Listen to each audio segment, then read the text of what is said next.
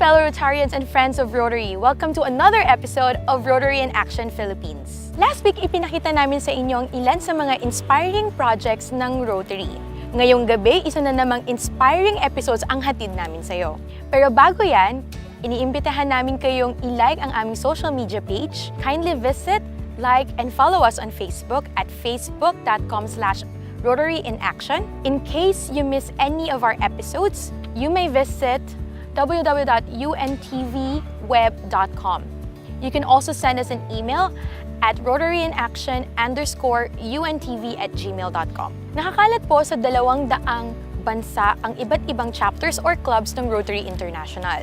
At kung saan may Rotary Club, laging mayroong community service projects. Ano-ano pa nga ba ang mga community service project na ginagawa ng mga members ng Rotary Club International? Yan ang ipapasilip namin sa inyo sa pagbabalik ng Rotary in Action Philippines. This is Past District Rotaract Representative Aya Nicole Carpus. We are happy people serving people.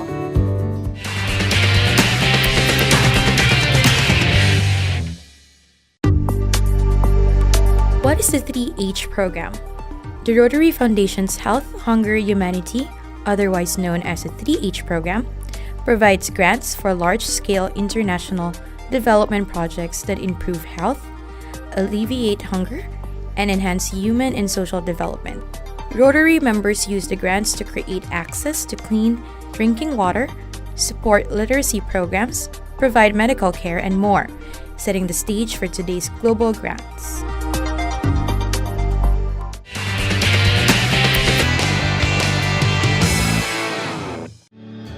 And we're back. Tulad nga po na nabanggit ko kanina, nakakalat ang mga Rotary Clubs sa iba't ibang panig ng mundo. Kaugnay nito, nagsasagawa sila ng sari-saring proyekto sa kanilang mga adopted communities. Panoorin po natin ito.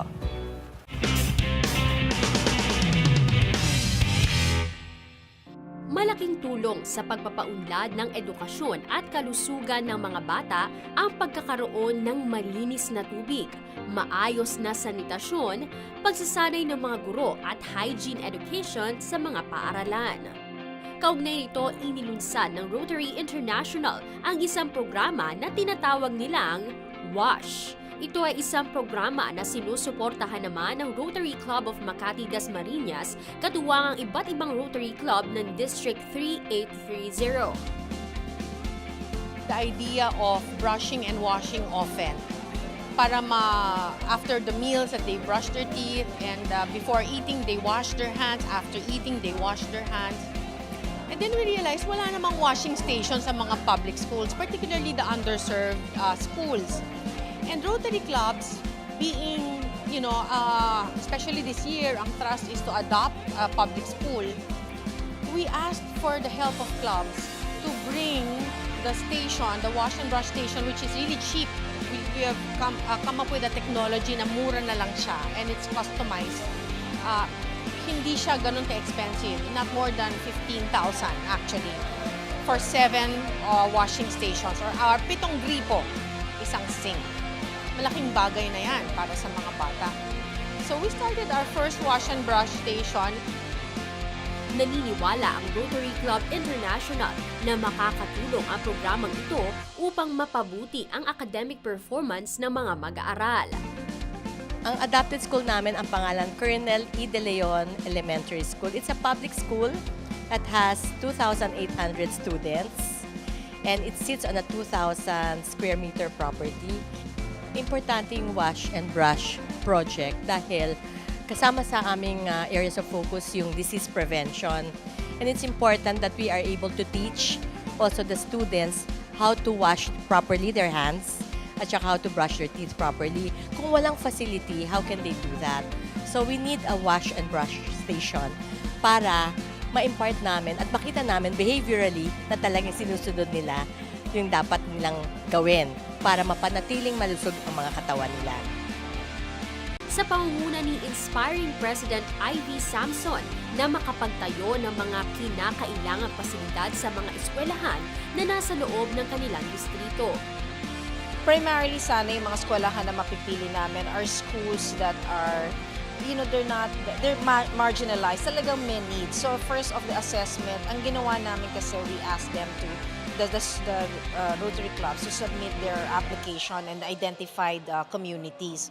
Tapos sa Smile Filipinas and si DG and the Georgie ang tumitingin, ine-evaluate nila kung talagang may need, talagang may pangangailangan yung eskwelahan yun. At kung meron, sinisimulan namin na yun ang binibigyan namin. Tapos dapat may mga maliliit na bata talaga kasi doon nagsisimula daw yung health, na good health. Hindi na yung malalaki, hindi na yung mga high school, yung mga kinder, grade 1, yun, doon sana kasi doon nagsisimula yung habit talaga of having a good hygiene, oral hygiene. Well, this is the launch and we're hoping that we are able to assess everything in a month or two time. This month. In fact, tonight after this launch nga, one or two of the schools already that were nominated by the other Rotary clubs are going to be already checked out, I understand, tomorrow afternoon. Kung okay na yun, the construction of the wash station, may space na yung school and all that, kayang gawin within 2 weeks, I understand, and then ma-install agad on the 3rd week. So in a month's time, dapat meron ng wash station yung eskwelahan. Samantala, bukod sa WASH project, marami pang nakalatag na proyekto ang ating mga kasangbahay na Rotarian mula sa District 3830. In 2 weeks' time, we are going to launch naman yung aming search for the most outstanding school teacher. Ito naman, may kinalaman talaga sa education. This wash and brush station covers actually 6 areas of focus. Itong launch naman namin na search for most outstanding school teacher is really centered into education. With education, this month in November, we're focusing on that. It's a research program that perhaps will take another 3 months. But while the search is going on, we're going to also provide learning for the teachers, leadership training for the principals, and then we will also do some book donation, and there will be some talks for the students on science, technology, mathematics, and engineering. So yung STEM talk na tinatawag. We are the inspiring presidents of Rotary International District 3830. We are happy people, serving people.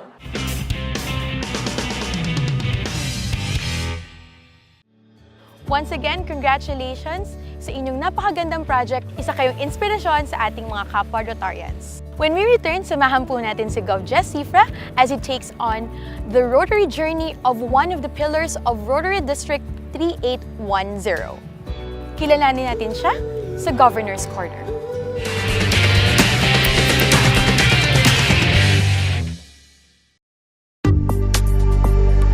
The Rotary Club of Manila was both the first Rotary Club in the Philippines and the first in Asia under the direct supervision of the International Association of Rotary Clubs, now known as Rotary International. The club went on to organize its daughter clubs, the Rotary Club of Cebu in 1932 and the Rotary Club of Iloilo in 1933. The Rotary Club of Bacolod and Baguio were also established later on.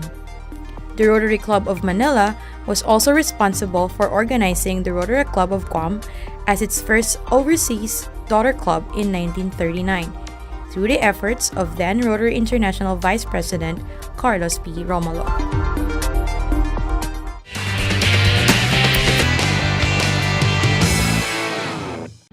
Nagbabalik ang Rotary in Action Philippines. Ang Rotary Club sa Pilipinas ay binubuo ng 10 distrito. Isa dito ang District 3810, nasakop ang mga lugar ng Manila, Pasay, Cavite at Mindoro, kung saan nagmula ang ating Man of the Hour. Panoorin natin ang Governor's Corner with Gov. Jess Cifra.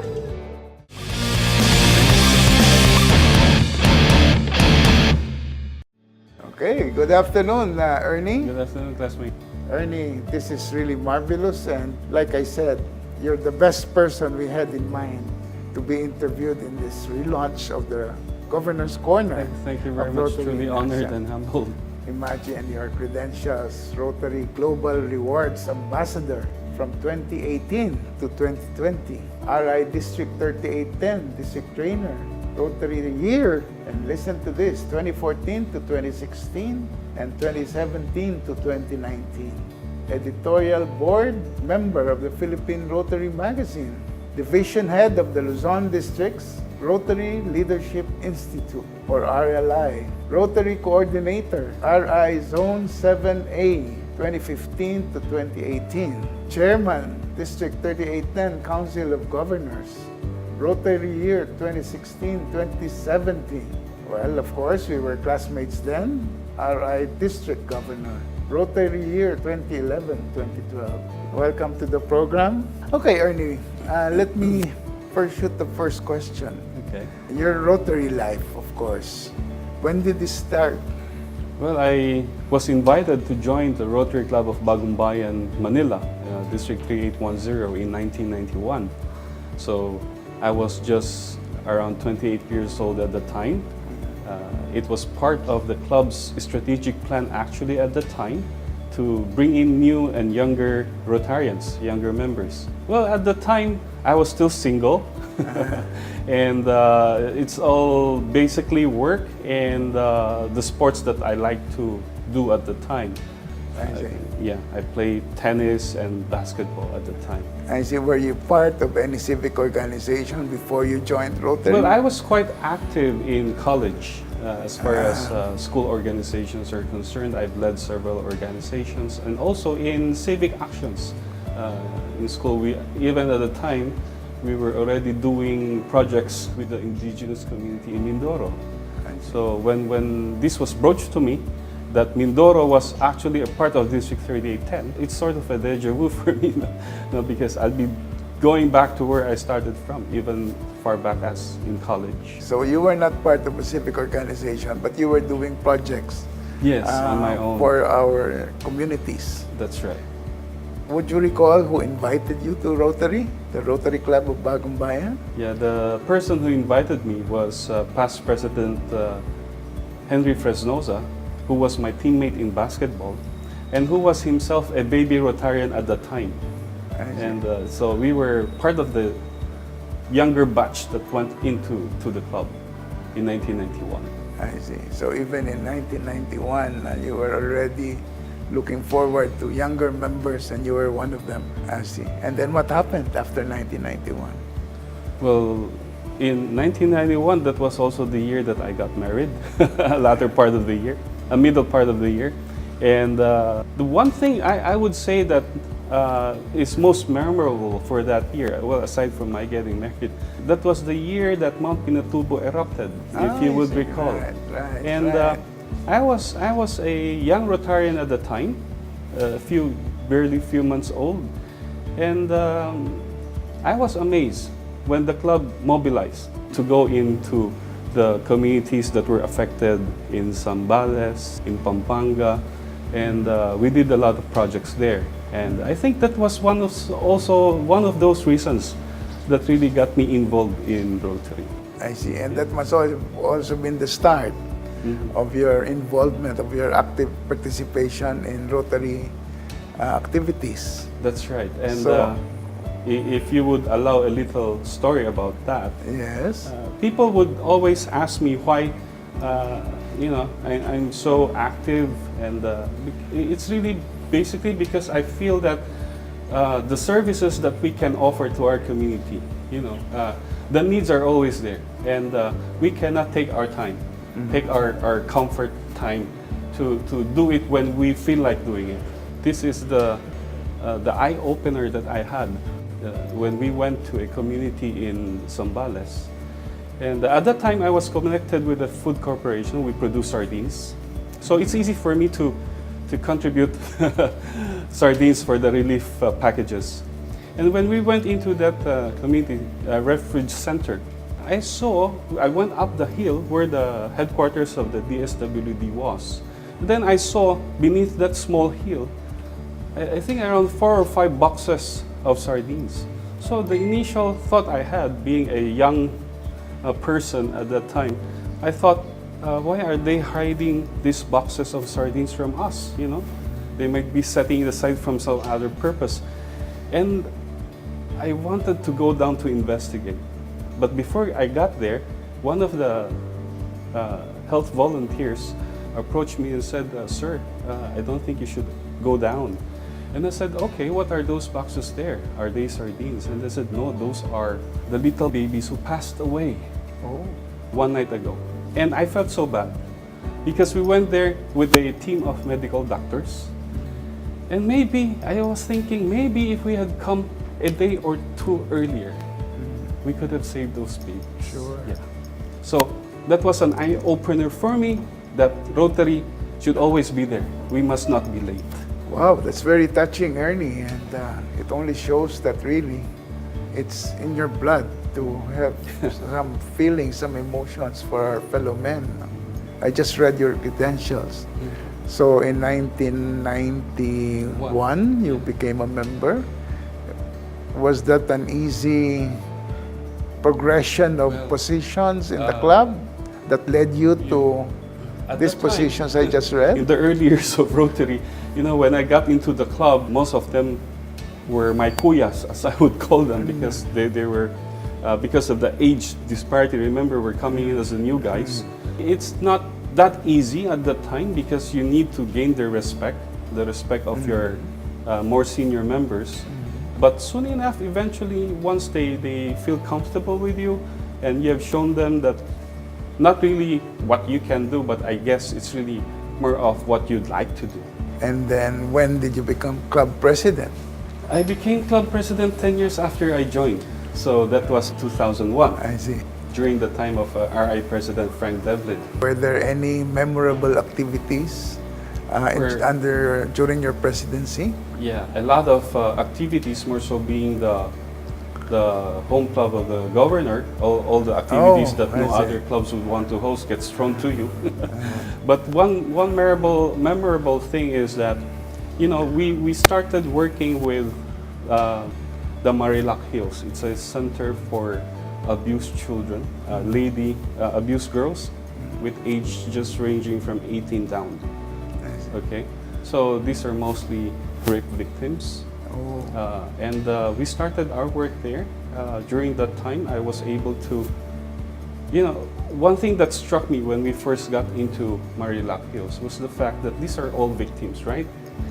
And because they cannot go home to their families during the pendency of their cases, as most of the perpetrators are family members, that's the most unfortunate thing.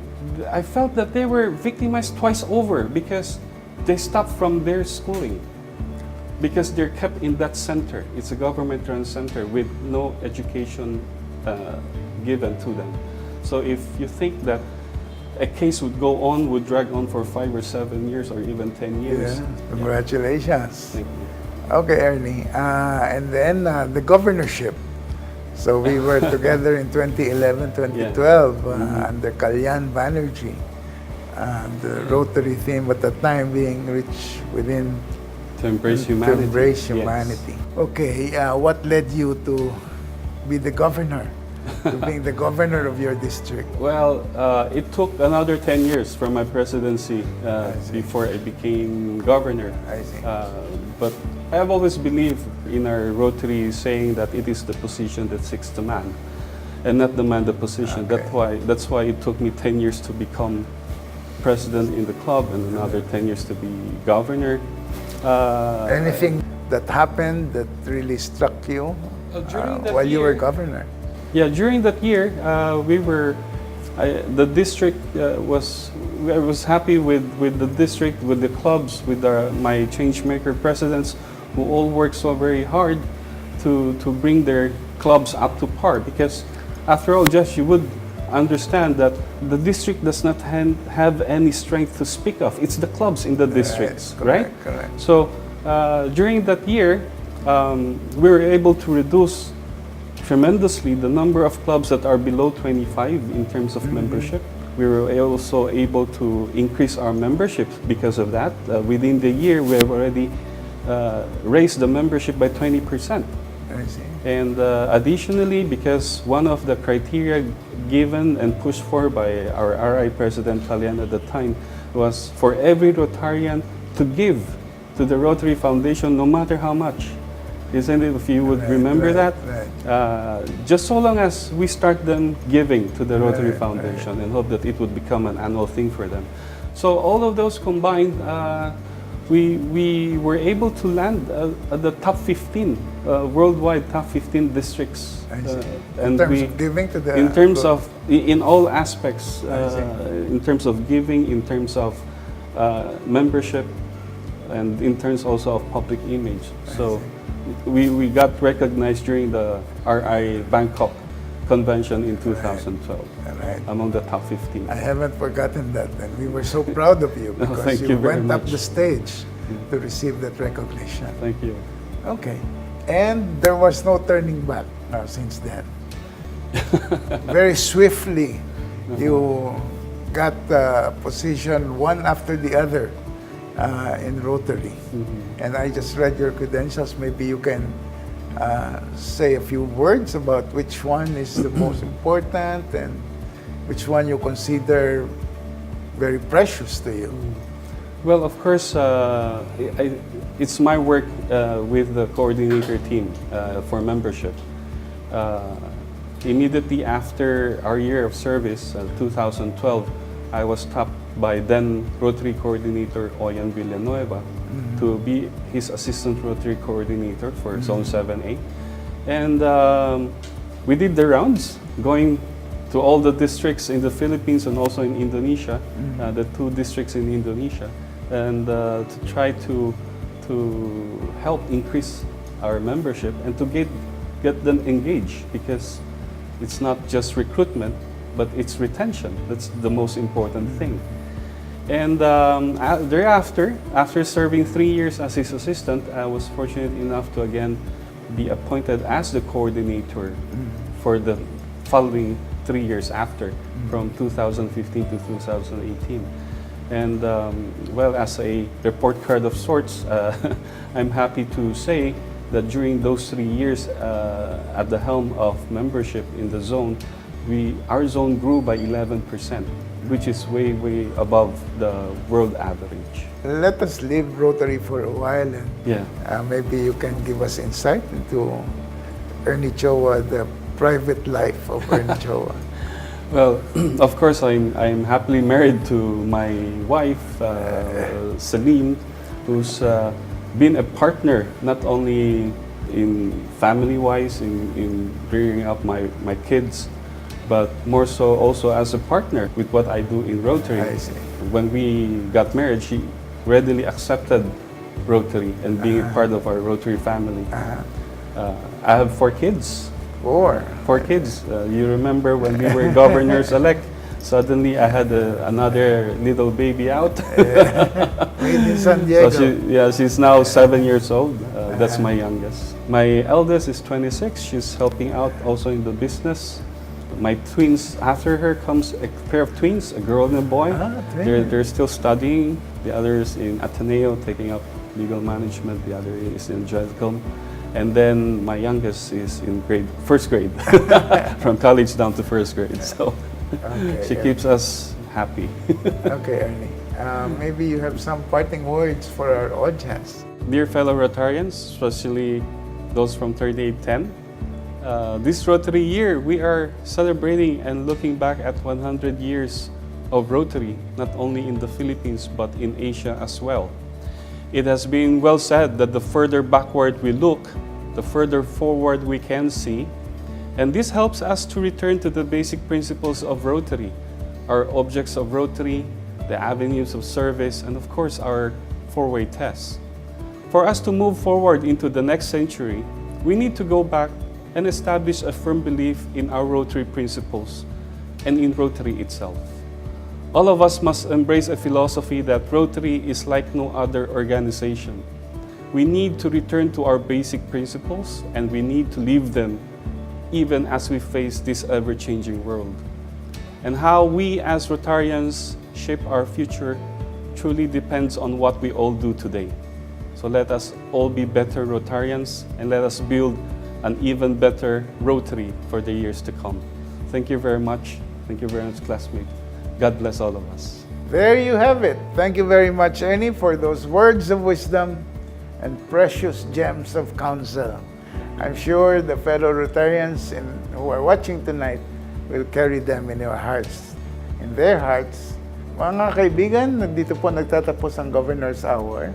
Diyan lang po kayo, magbabalik ang Rotary in Action Philippines.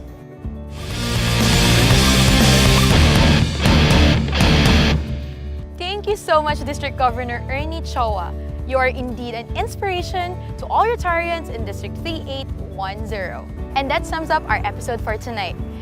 But before I bid goodbye, I would like to greet all the members of the Rotary Club of West Central, as well as the Serving Hearts group. And also, I would like to invite you to join us in our upcoming activities. I hope you enjoyed tonight's episode. See you again next week dito sa Rotary in Action Philippines. This is past District Rotaract Representative and Charter President Aya Nicole Corpus. We are happy people serving people. Please be achieved.